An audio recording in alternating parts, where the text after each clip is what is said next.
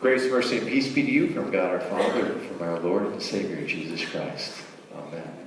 You may be seated.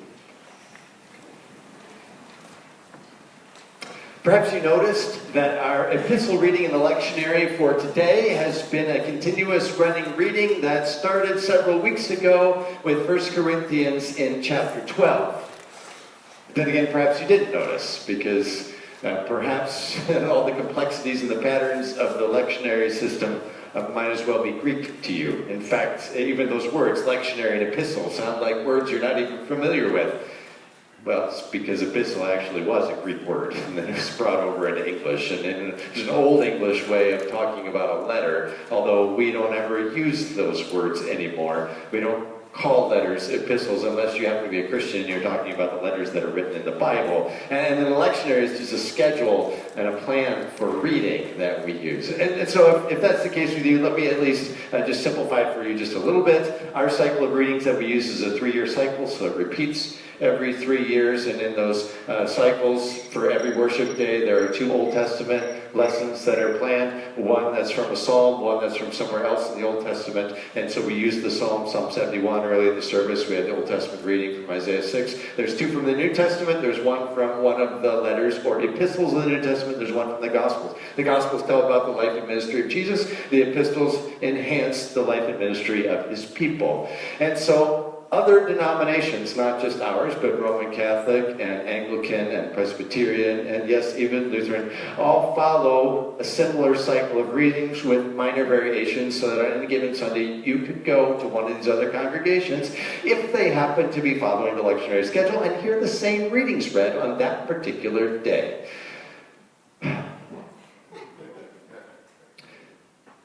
Perhaps then you notice that our Old Testament lesson for today from Isaiah 6 and our gospel text for today are connected by a theme. That's typically the way it works, while the epistle lesson then is a running lesson in one of the letters of the New Testament. It just picks up where it left off from last week. So this week, Isaiah chapter 6 is about the call of Isaiah when he encounters the true God in the temple. And the gospel lesson is about the call of the first disciples, like Peter, who encounters the true God in the new temple that is in Jesus, in a fishing boat. By contrast, the epistle lesson for today is just picking up where it left off with 1 Corinthians chapter 14.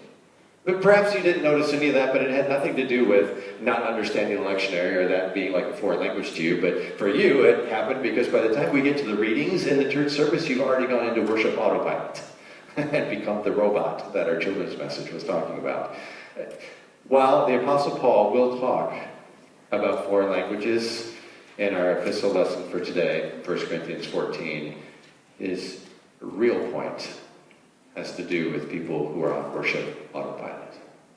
And so our text verse for today is going to be from that. You have this printed in your service folder. We're going to walk through every verse of that short lesson today, so you're welcome to follow along. But the verse of our children's message will be the text verse we reflect on today. Paul says in verse 15, "What am I to do? I will pray with my spirit, but I'll pray with my mind also. I will sing praise with my spirit, but I will sing praise with my mind also."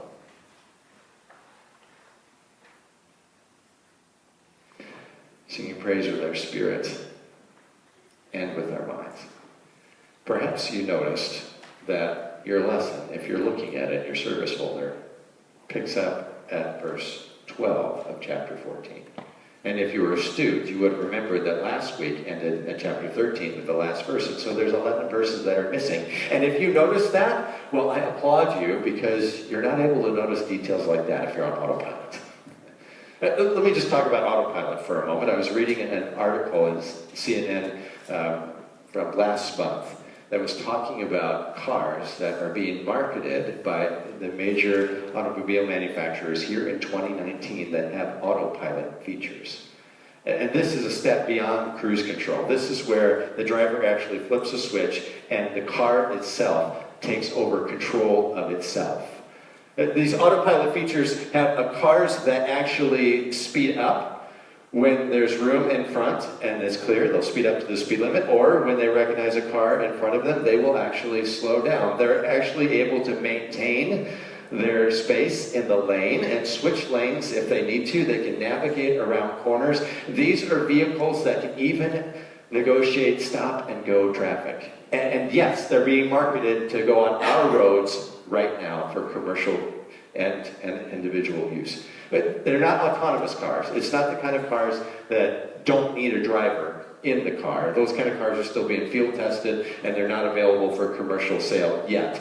But the ones that have these autopilot features are, and meanwhile, when you get out on the road and click the button, the driver can sit back with their hands in the lap and let the car do it all. And the article said that researchers are suggesting this will actually help traffic and eliminate traffic jams in large cities.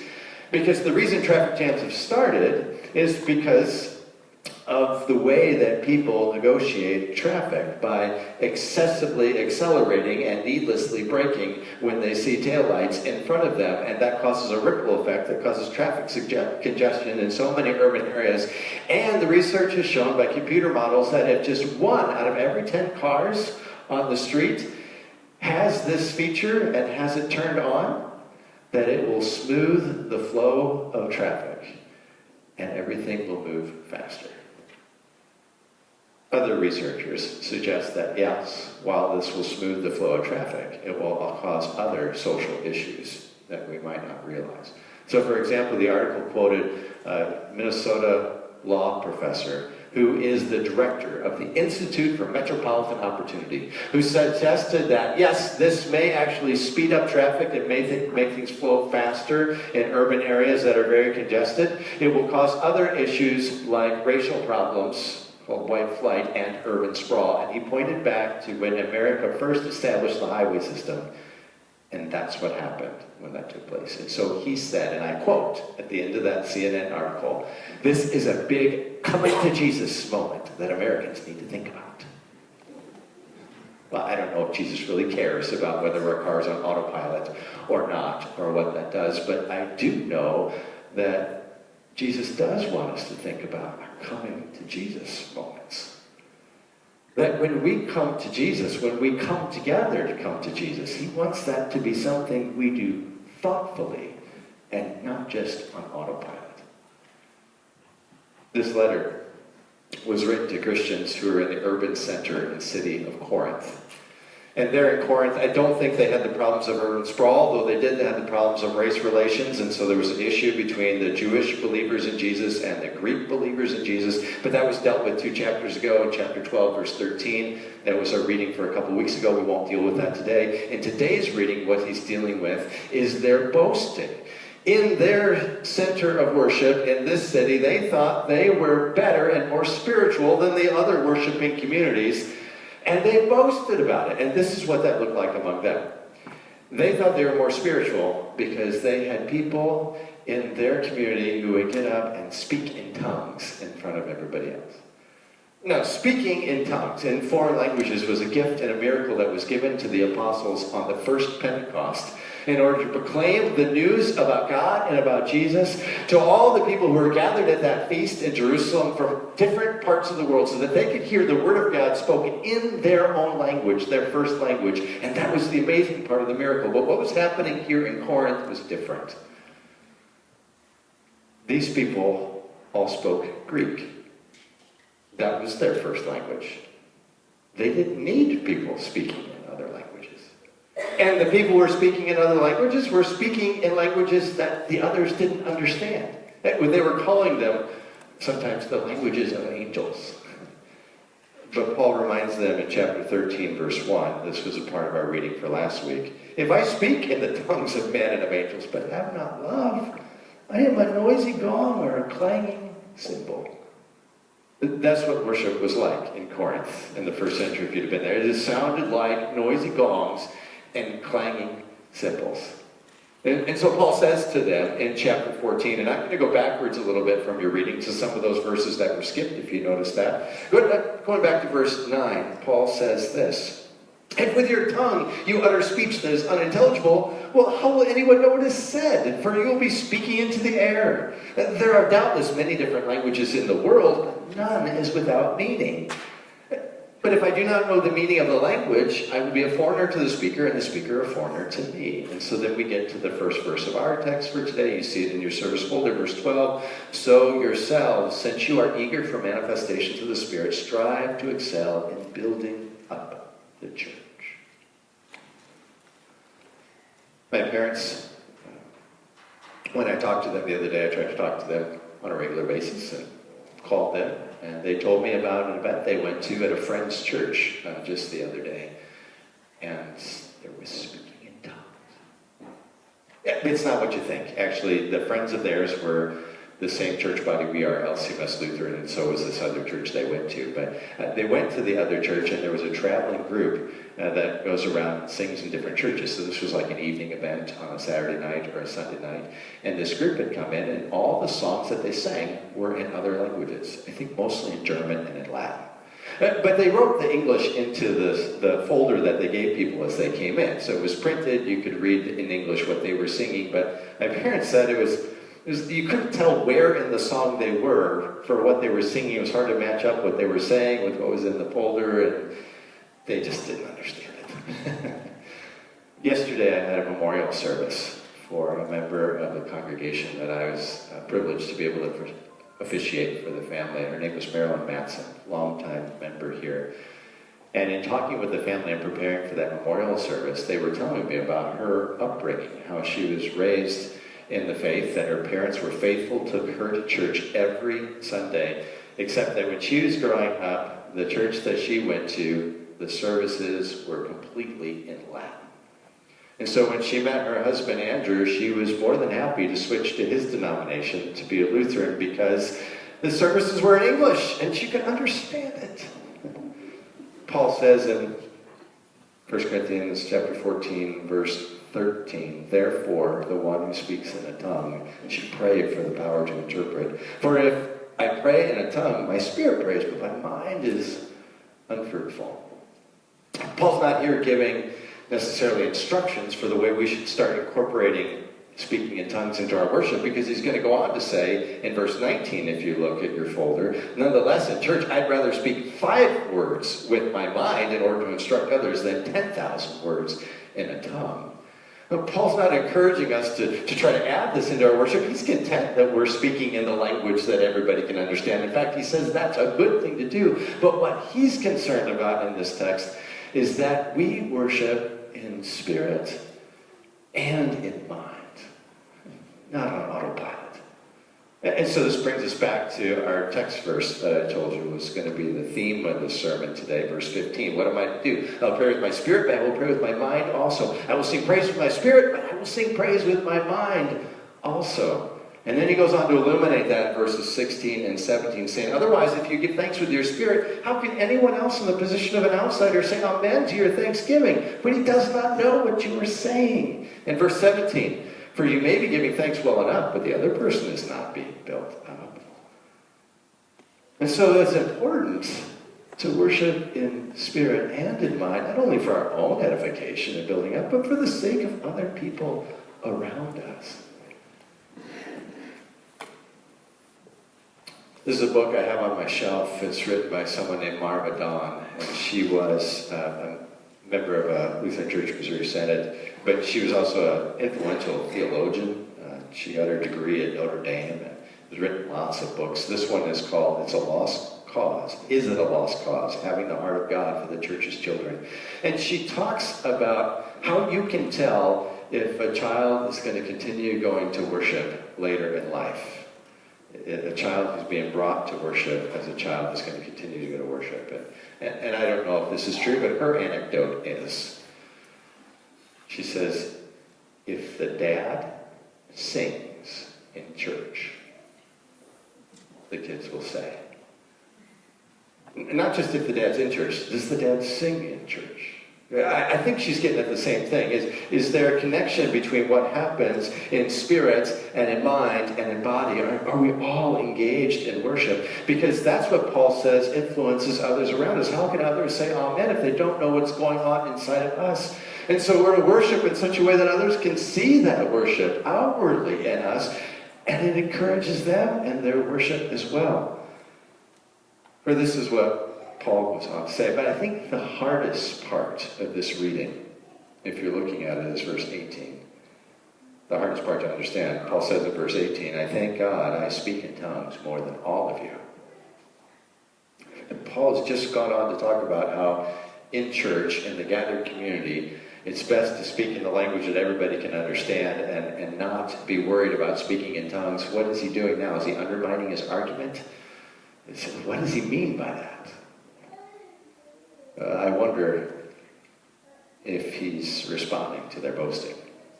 You see, I told you they're boasting about being more spiritual than other people because of these spiritual activities like speaking in tongues that they do in their worship. Well, we see in the second letter that Paul wrote to them how he handles their boasting. And so this is in 2 Corinthians chapter 11. Oftentimes when they're boasting, Paul decides he's going to boast about the same thing, about how he's better at it than they are, just to show them how silly and foolish it is, so that recognizing how silly it is, they might pay attention to the point he's actually saying. So, 2 Corinthians chapter 11, verse 21, Paul says this, and I quote, but whatever anyone else dares to boast about, I'm speaking as a fool, I will also dare to boast about. Are they Hebrews? So am I. Are they Israelites? So am I. Are they offspring of Abraham? So am I. Are they servants of Christ? I'm a better one. I'm talking like a madman. With greater labors, far more imprisonments, countless beatings, often near death, 5 times I've received at the hands of the Jews 40 lashes, and he goes on for a whole paragraph about it. Boasting simply to show them how foolish their boasting is, so that they might listen to his truth. So what Paul says here, I thank God I speak in tongues more than all of you. A little boasting to show them how off-base their boasting is, so they might listen to his real point, which comes again to us in the last verse, verse 20. Brothers, do not be children in your thinking. It is children, it's adolescents, adolescent boys especially, who boast about how good they are at things. But do not be children in your thinking. Be infants and evil in your thinking. Be mature. I came to Holy Cross 15 years ago, and since I came here in 2003, other than a year away finishing my degree at the seminary, I've pretty much worshiped with you every week, occasional vacations. But I can honestly say, in all that time, I've never noticed there being an issue in this community about people boasting of being more spiritual because they speak in other languages in our fellowship. And I've also never noticed the issue of people standing up and speaking in unintelligible languages in our fellowship. It's not been the problem here at Holy Cross. And yet, I can honestly say that what Paul says to us in this text in 1 Corinthians chapter 14 sounds a warning signal for what we do every Sunday. And to explain that, let me explain this. I talked to you about autopilot feature on cars a little bit earlier in the service, and that this is not autonomous vehicles. Those are not yet commercially available on the roads. But the autopilot feature is. But the autopilot feature still needs a driver. So the autopilot feature needs a driver to take over control when the conditions warrant it. And I don't mean to frighten you, but I'm looking out the window now and the conditions might actually warrant it today. It's snowing. And so they have a feature on them when they start to alarm, when the driver is supposed to then take control of the wheel and take control of the car. That is what Paul's doing for us in this text. He's inviting us to take the wheel. Because as the children's message talked about, oftentimes we enter into worship and we go into autopilot. Where we might be there in spirit, but our mind is somewhere else. Now, God has given us remarkable abilities to autopilot. It's amazing what God has created us to be able to do instinctively. Everything from coordinating our steps to driving a car, we can do without thinking about it, with our mind being completely somewhere else. But when it comes to worship, And our coming to Jesus moments, especially our together coming to Jesus moments, God doesn't want that to be the case. He wants us to be there in spirit and in mind, and I would add in body too, because that's the way that Jesus comes to us.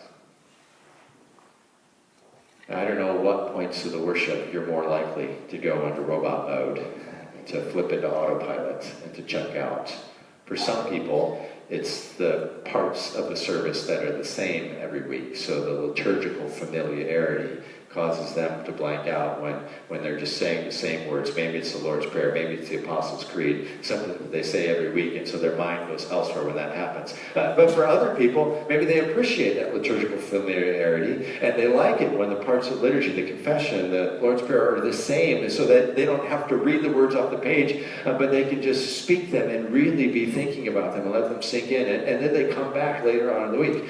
For other people, you like the freshness of the liturgy, something that's different every week. It uses different scriptures that I'm not used to seeing, so I can really focus on them when I'm reading them.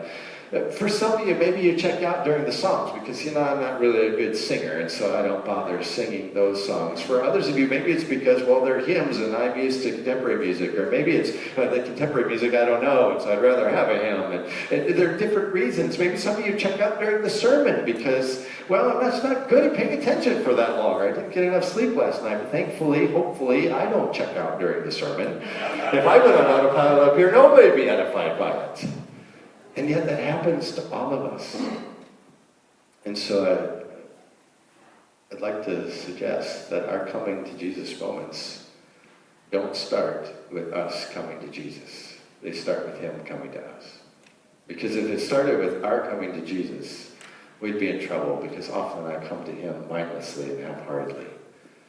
But our coming to Jesus moment starts with him coming to us. And when he comes in body and mind and spirit.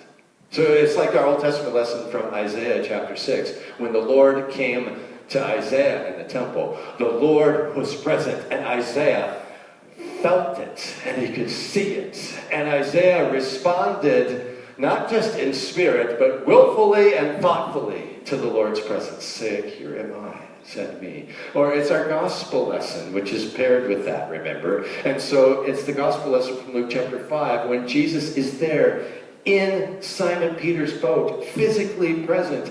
But Simon Peter is so in awe of the majesty of the true God in front of him that even his body responds, falling on his knees before the Lord of life. And the same ought to be true for us.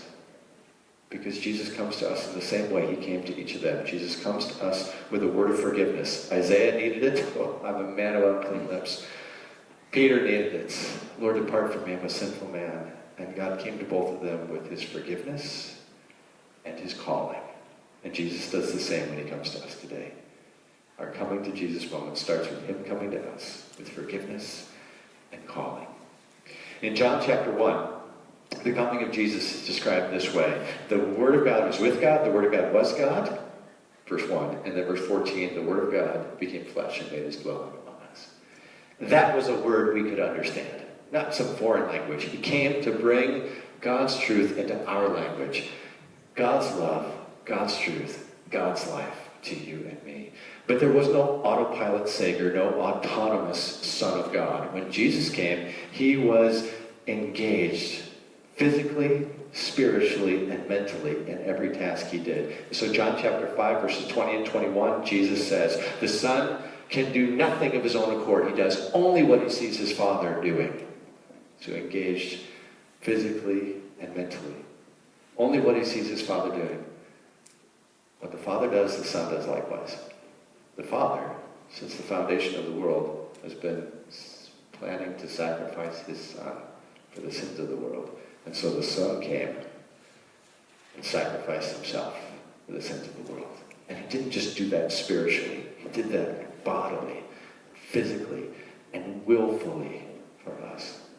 And then that verse goes on. John chapter 5, verse 21 says, as the Father raises the dead and gives life, so the Son also gives life to whom he will. And that's what Jesus has done for me and for you. He has given us life. He has brought us back from the dead. He's given life to us bodily, spiritually, and mentally, we have new life. And so he wants all those to be engaged in our worship of him. In fact, Jesus said to the woman at the well in John chapter 4 that those who worship him in the future would worship him in spirit and in truth. In spirit, that's his spirit, the Spirit of God inside us. And in truth means his truth transforming my mind. Or as Paul said it in Romans chapter 12, verses 1 through 3, he says, offer your bodies as a living sacrifice, holy and acceptable to God, for this is your spiritual act of worship. Do not be conformed any longer to the pattern of this world, but be transformed by the renewing of your minds. So when Jesus comes to us, in return, we have our coming to Jesus Father with him. And it's in both spirit and in mind. And so he's come to us today in his word, in this time of worship. And how are we to respond? Well, may all of us respond willfully, thoughtfully, in spirit and in mind, like Isaiah from our Old Testament today. Here am I, Lord. Send me. In Jesus' name.